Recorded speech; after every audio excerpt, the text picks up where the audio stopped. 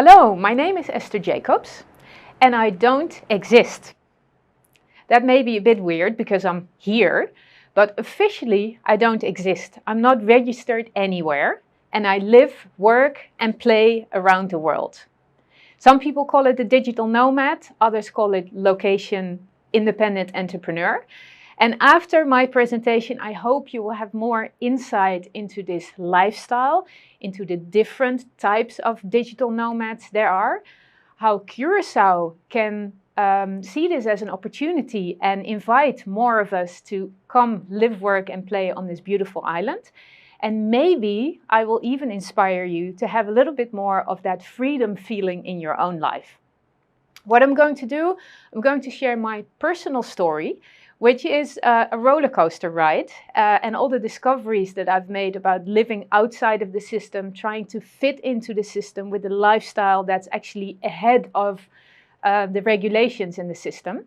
And at the end, I'll also give some tips and opportunities. I'll show you what other countries are doing for digital nomads. I'll show you what digital nomads are looking for and how Curaçao can provide them with this.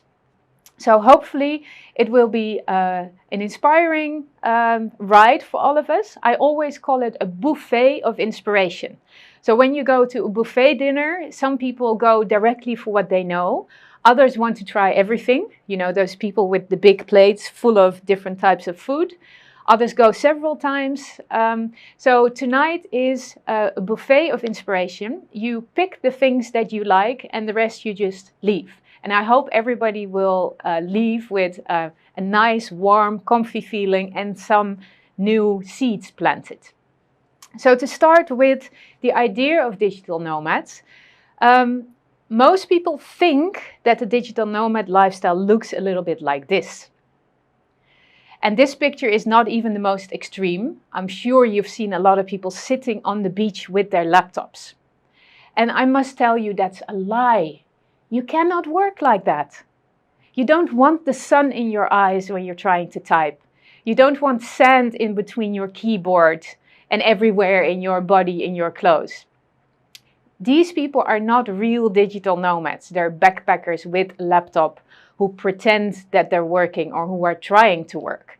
But if you know what working is, what being productive is, then you'll probably agree with me that real work is getting done when you're probably in this climate in an air-conditioned office without distractions, with your laptop at the right level and being able to really work and be productive. So the digital nomad lifestyle is very nice. We perceive a lot of freedom, we can go wherever we want, but in reality, it often looks more like this. Whenever we get in touch with the system, there's problems. We don't fit a certain bucket. We don't fit a certain box. And we're often the exception. And exceptions in systems are often classified as fraud. I have an exceptional story to share with you. And I wrote 2 books about this. I gave some TEDx presentations. And tonight I'll give you like the summary, the storytelling of what I went through and how I found freedom by escaping from the system. Let me take you back in time a little bit. I've always been an entrepreneur. I've never worked for a company. So I've tried different things. I've failed a million of times and I've learned a lot of things. And when the euro was introduced in the Netherlands, I decided I wanted to do something good. I wanted to contribute something to society. So I decided to collect all the leftover coins, all the leftover foreign coins for charities. And I put big collection boxes in shops, banks, gas stations, so people could drop their worthless money. Now the euro was introduced and I collected all that for charities. It was a huge project. It was very difficult and complicated because I didn't have any money, I didn't know anybody, I didn't have any experience. Internet was not yet developed. So that's another story to share some other time. But in the end, I collected 16 million euros for charity without any expenses and with volunteer work, free publicity. So all this money went to charities. And I started giving presentations, first about this Coins for Care project, and then I kept reinventing the topic to stay current. And it became how to achieve big results with limited resources. I gave presentations for years, and more topics were added as I learned more and as people wanted to know more about the entrepreneurial mindset and how I lived and how I made my choices. I even got knighted by the Dutch Queen. I'm officially Ridder in the Orde van Oranje Nassau. That was at the City Hall of Amstelveen, the city where I lived. The mayor came and I got this big medal, and it was all very, very special. He even named me honorary citizen of the city of Amstelveen.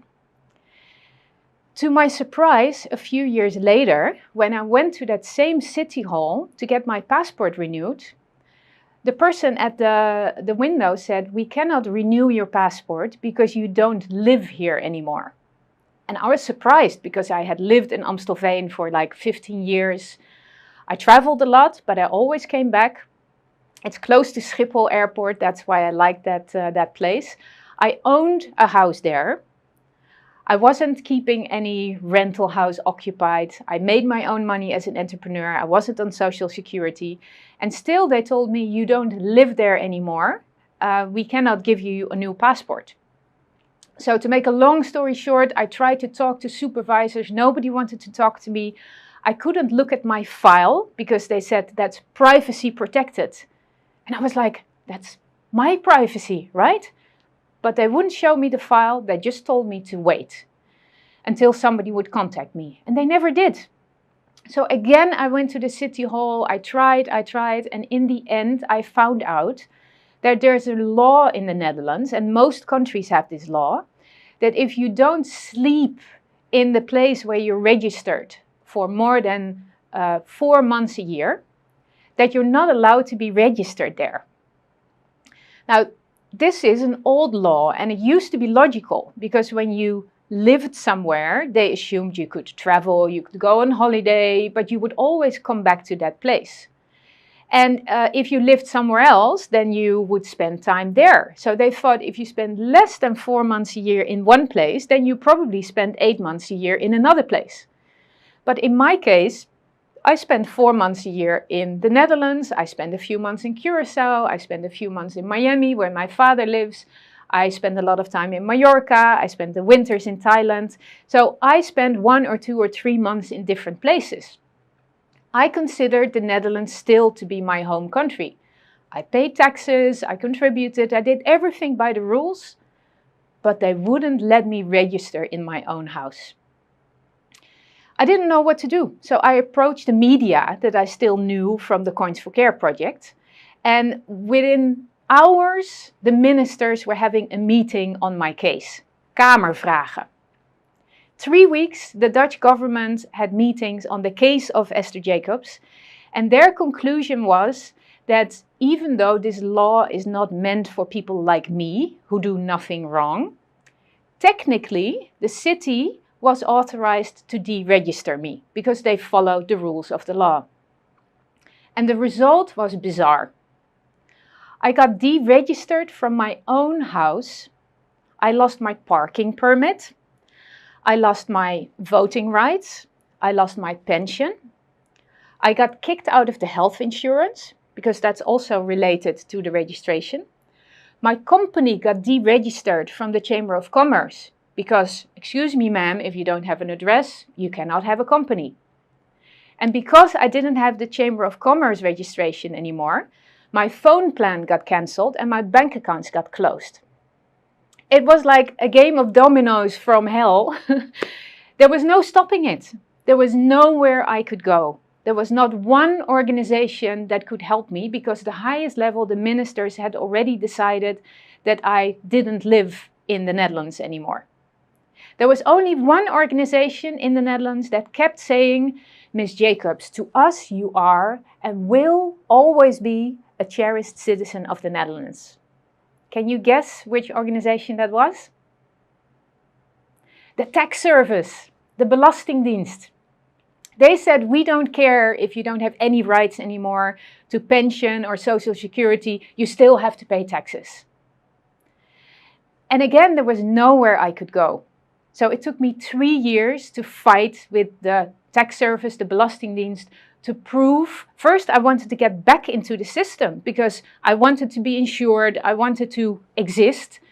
But when I found out it wasn't working, I changed my strategy 180 degrees. And I said, okay, if you say I don't live in the Netherlands, I don't want to live here anymore. So I rented out my house, I cut all the ties I had with the Netherlands, and I started traveling full time. But for 3 years, the tax service still said that I lived in the Netherlands and I had to pay taxes. After 3 years, there was so much proof that finally they had to sign a form to release me.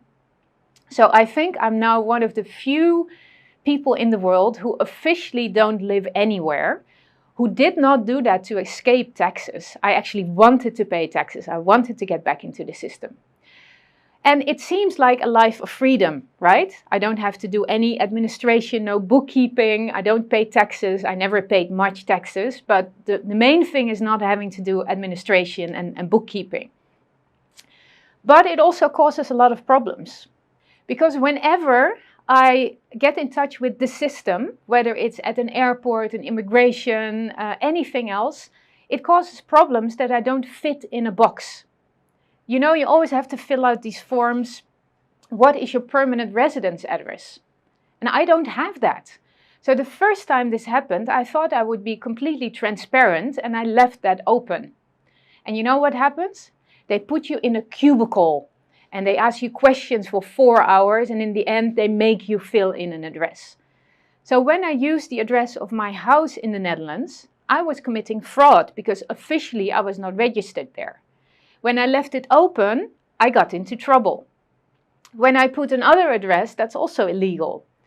So I found a way to navigate because basically I have to write down the last official address. And that can be a hotel stay. So I'm finding all these ways to navigate these rules, but being in touch with the system is still always difficult. Do you know how I get a new passport? I have to go to a special window in The Hague for homeless people. And then it takes 6 weeks for them to process my papers as if I was really homeless in order to get a new passport. Health insurance, I couldn't find health insurance. People referred me to expat insurances. So I called the expat insurance and they say, no problem, of course we can insure you. What country have you been sent to? Well, I haven't been sent to a country, I just travel a lot. Not possible. And because I spent some time in Mallorca, I found one day at the IKEA, there was a big sign, health insurance, IKEA family health insurance. And I asked, is this an international insurance? Yes. Can you also get it when you don't live in Mallorca? Yes. So now I'm insured through IKEA Family Mallorca. And I pay less than most people in the Netherlands pay, and I pay less than you here in Curaçao probably pay. Other solutions, my bank account got closed because it was a business bank account. But my personal bank accounts I could keep because they don't check every year your registration. As long as there's an address, they keep sending the statements. And I still have a private bank account. But what happens when I'm traveling and my credit card gets blocked or my bank card gets stolen or whatever? They say, okay, we'll send you a new card. And of course, they send it to my Dutch address. For that reason, I always have 2 bank accounts. There's always one that gets blocked or whatever, so I always have one that works so far. Phone plan, I managed to keep a Dutch number, but I have a personal Wi-Fi device. It's called WeStream, and I travel all over the world with my personal internet bundle, and I have internet everywhere. So there are solutions for everything, but I'm navigating gray territory. I want to be legal, I want to be transparent, but it's very, very difficult because as soon as you share with the system that you don't fit, the system gets confused, whether it's a computer or somebody behind a window. So this gray area I have to navigate, and I try to stay as close to the truth as possible. And because I was already very visible, I decided to keep sharing this story to help governments adapt the system to the fast-changing reality. Because there are a lot of people like me, digital nomads, remote workers, and now with Corona even more than before. And those people get into trouble. And they try to stay under the radar by registering at an address from friends or family and still traveling. And I've also heard stories of people who've worked their whole life, who reach their pension age, who want to benefit from the time they still have left. They buy a sailing boat and they say, let's go sailing around the world. We've paid our social security our whole life and now we get our pension we can enjoy. That's fair, right? What happens with this law is that people have to be in the Netherlands for 4 months a year. So even though they're sailing the world, they have to come back to the Netherlands, they have to rent a house and wait for 4 months until those 4 months are over. Otherwise they lose their pension. And that's not fair. So I was asked by the Dutch government, the same government that fired me, to brainstorm and help them find solutions. So together with the Kafka Brigade, Franz Kafka, you know, who wrote books about bureaucracy and impossible situations, there's an organization in the Netherlands that helps citizens solve bureaucratic puzzles. So the Dutch ministry hired the Kafka Brigade. They asked me to participate. We interviewed 30 parties, 30. Belastingdienst, lawmakers, insurance companies, city halls, 30 different organizations that were somehow involved in my situation. And we asked them what would be a solution. Half of them said we have to change the law. And the other half was lawmakers and he said, we won't change the law. You have to interpret the law the way you think is fit. So there was no solution there. But they did find some solutions. Why not create a digital street where people like me can register? So I still fit within the Dutch system. I live in digital street number 1. I pay taxes, I have my insurance, they can reach me when necessary.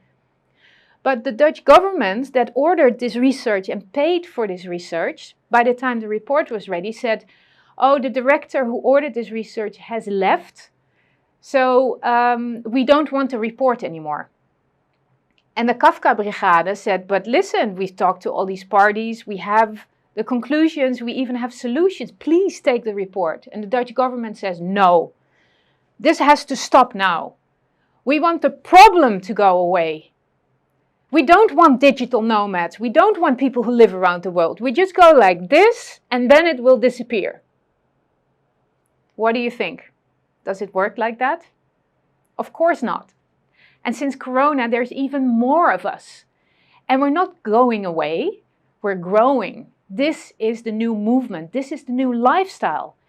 Even people who before Corona said, my job can never be done remote, are now working remote.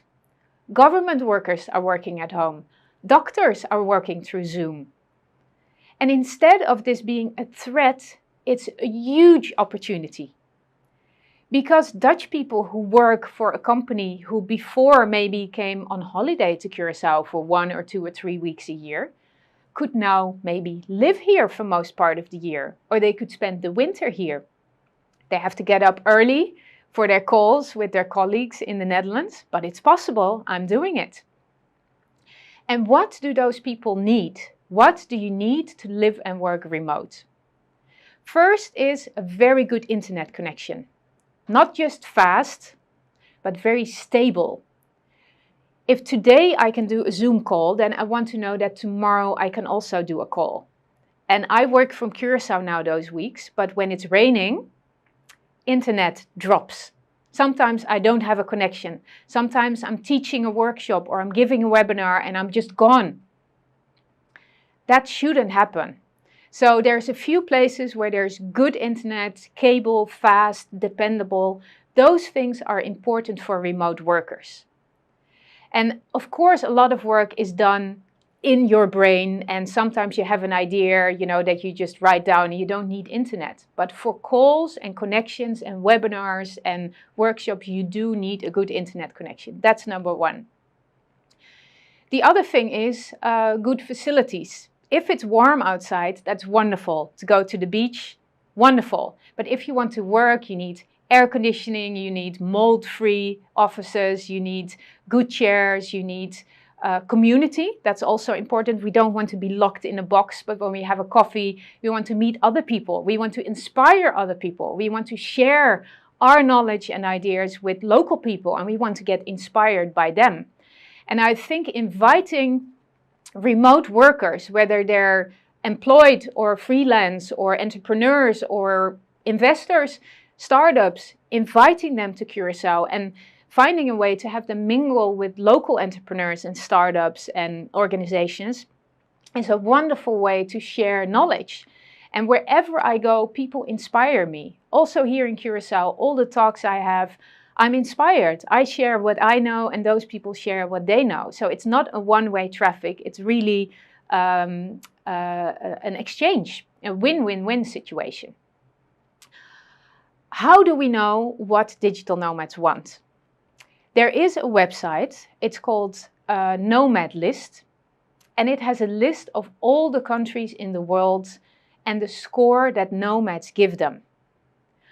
I made a screenshot of the website and I invite you to look up the website. But on this screen, you can see that every country has a score for safety, for internet, for cost of living, friendliness. There's a whole list.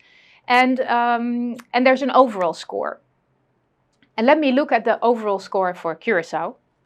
As you can see, Curaçao is number 73. 73 is not very high in the list, but it's not at the bottom of the list either. And if you look at the green items, those are things that the nomads consider big draws in Curaçao. The internet is pretty good, it's family friendly, it's affordable, English is great. You can see all the things that we find very attractive in Curaçao. But of course, to increase your score, you have to look at the things that can be done better. Safety is okay, but it can be better. Traffic safety, okay, can be better. Racial tolerance is okay, but if you look at LGBT friendly, that's great because a lot of countries, especially in Latin America, are not. And this is a huge community with a lot of freedom and a lot of money to spend that also invites other people. So this could be a big draw, the tolerance that we have here in Curaçao.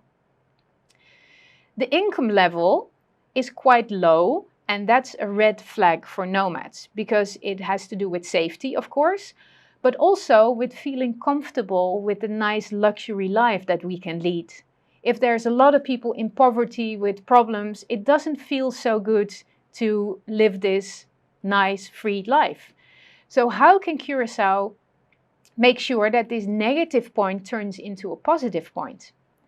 That's to integrate and to facilitate connection between the local people and the visitors.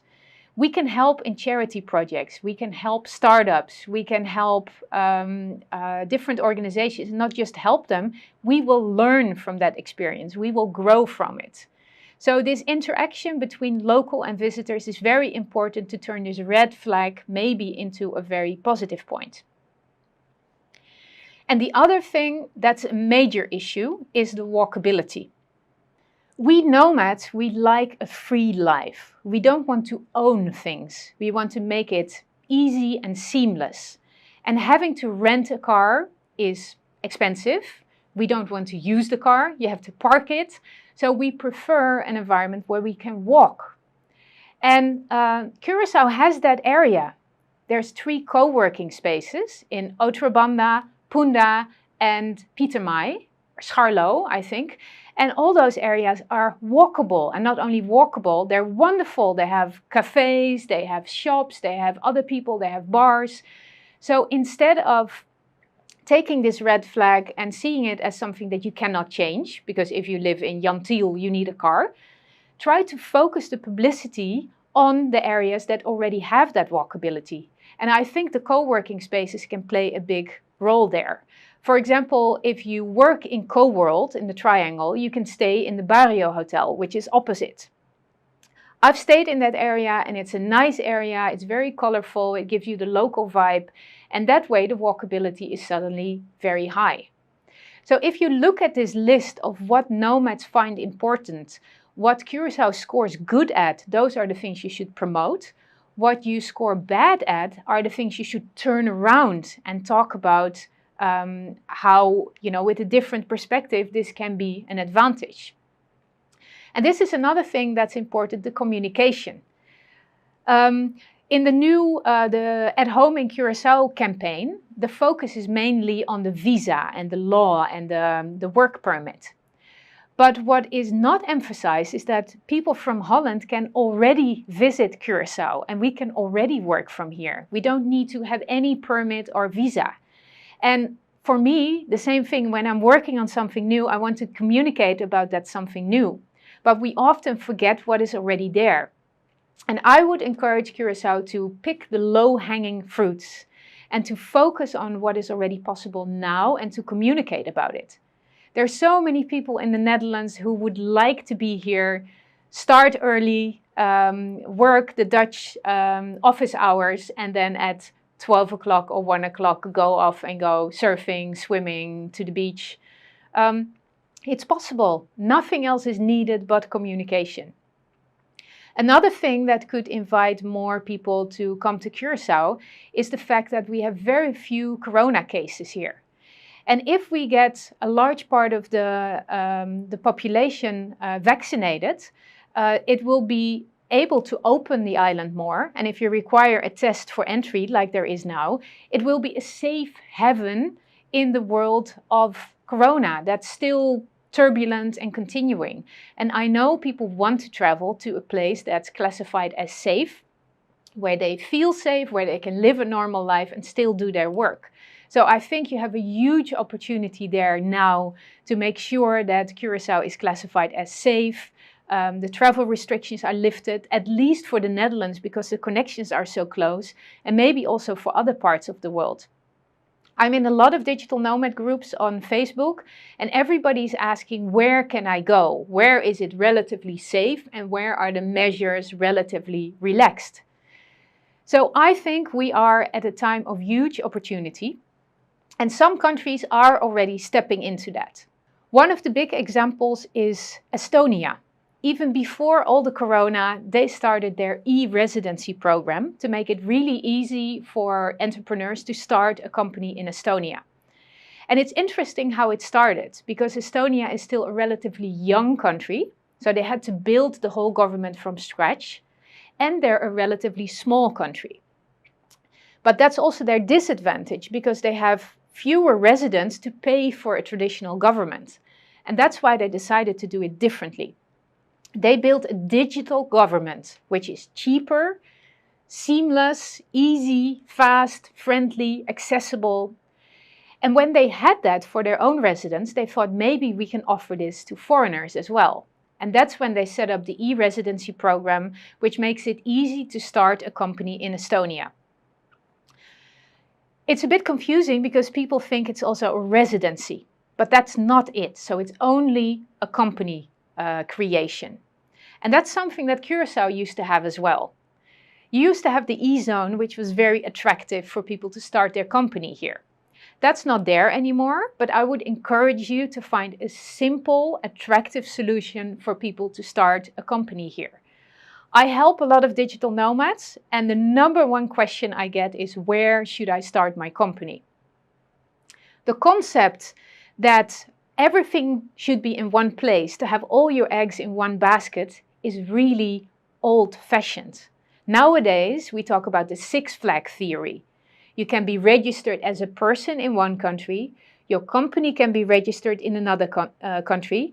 You have your server, your website in another country, your bank accounts in another country. You play in another country. You have your real estate in another country. You can choose which country offers the best terms for what you want to do there. And Curaçao has so many benefits, and if the financial is also one of the benefits, I'm sure you will draw a lot of people. And there's a lot happening right now, so you need to act fast. And it's not just about building laws or visa or creating things, it's about claiming something and communicating about it. Estonia did that with the company registration. Portugal is just doing this with their creation of the first digital nomad village in the world. They didn't build a village. You know what they did? They looked at their island Madeira, and there are several villages with co-working spaces and cafes. They made sure that one of the villages had good internet, and they said, this is the first digital nomad village. They started to communicate about it, and in the whole world, people are flocking to that village. Not because it's any different from any other village, but because they claimed the first digital nomad village. Aruba, I heard, is talking about not just one happy island, but one happy workspace or one happy workplace. Brilliant! You take what is already there and you relabel it to get some publicity and to draw people in.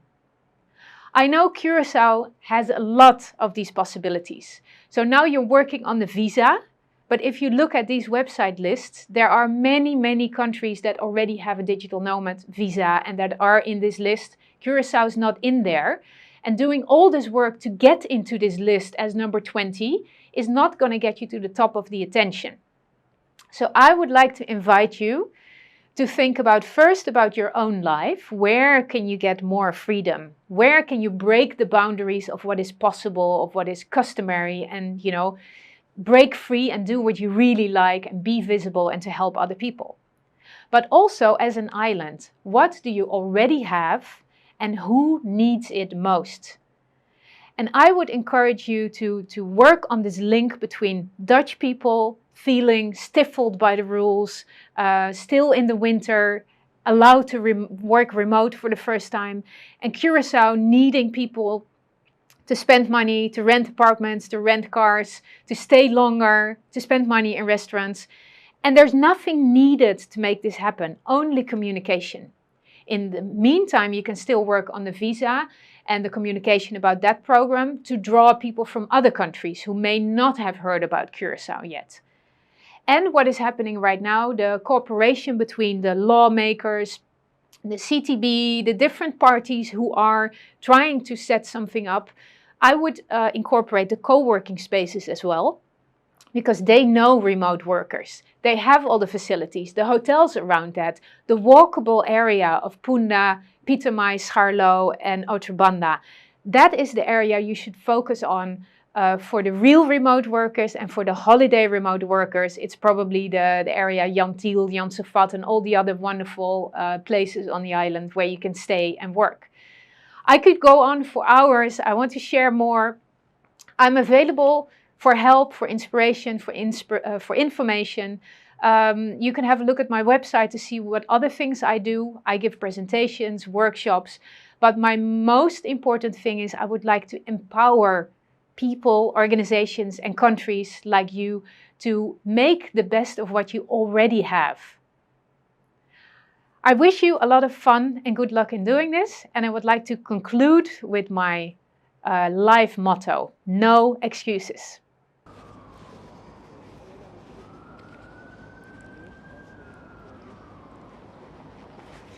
Digital nomad, ya você entende? O que você está? Está não no tradicional, dengan era digital, que sali fe oficina, que bate, dobla manga e considerar essa aqui no lugar de trabalho. Curaçao, centro de cidade, apartamento, hotel, plenche, café, restaurante. Essa aqui tá era que nós estamos vivendo. Caminha quantidade grande de gente, jovem e também de mais idade, e também família inteira, tá viajar rond mundo, então não tá importar onde não tá trabalha, no momento é para servir na clientela rond mundo. O que isso significa para pessoal? Significa que não podemos visitar a 12 islas de nós aqui, coisa que nós não sim de nossa cultura e nossa herança, então seguir trabalhar de maneira tão normal, usando essa aqui como oficina. Sonho ou verdade? Essa aqui da nossa realidade acaba. E acaba, nós temos grupo que está visitando Curaçao, não está huur, apartamento ou casa, ou também não queda trai nós aqui dentro de outra banda, ou de punda, não bem com um laptop, um telefone, e não assim não trabalho, não cria, não brinda serviço não cliente não rond mundo, quedando na Curaçao por temporada largo. Curaçao pode oferecer isso aqui natural, nós temos infraestrutura, nós temos internet, não todo caminho, mas toch no nível competitivo, para sombra tem digital nomad com mesa topa, for de merca que tabisa e internet aqui está melhor que na casa, por exemplo, na Washington DC. Pero mais que sei, que digital nomad busca experiência. Ele busca uma experiência autêntica, conhecer uma cultura nova, viva meio e trabalha meio de higiene nang que vive nang local. E não que assim a coisa de maneira baile folclórico, e música de país, como e prato de país também, nossa cozinha crioulo, e não aportar na nossa comunidade. Que não somente não trabalha aqui não cria trabalho, door de, por exemplo, usa câmara de hotel, apartamento, não huurkas, pero não gosta de experiência maneira onde não abisami, mitigani sim baile, baile folclórico, onde me põe um ende sim ami. Of me que vai pisca, pescador que vai comer, para me tirar linha, tá algo que nós temos que aproveitar de dia. Curaçao está preparado? Sim. Nós está preparado para receber nós lança agora aqui programa que nos está facilitar, permite pero nós não podemos parar aí Nós temos que usar para nós pueblo, nós temos internet high bandwidth, pero nós temos que compreender também que digital nomad está ende que está de ambiente digital. Pois, não pode lá vir airport ando puntrele, por exemplo, tá quanto cash tem com ele. Of como é passa transação digital onde que está. Que nós temos caminho de cana. Pero esta parte de nosso futuro brilhante. Local parte que nós está país que sempre está internacional e agora aqui nós está abrir para digital nomads sem conhecer nos duche Curaçao, viga parte de nossa comunidade para uma temporada e naturalmente essa aqui está 13 divisa, essa aqui está criar trabalho e essa aqui está pondo nos a trover o mapa internacional para outro turista também que visitar. Para sombra e não batem aqui, não está quieto. Não está blog, não está vlog e aceita 13 mais turista nos isla. Nós está clape, nós de parsi, siga conosco.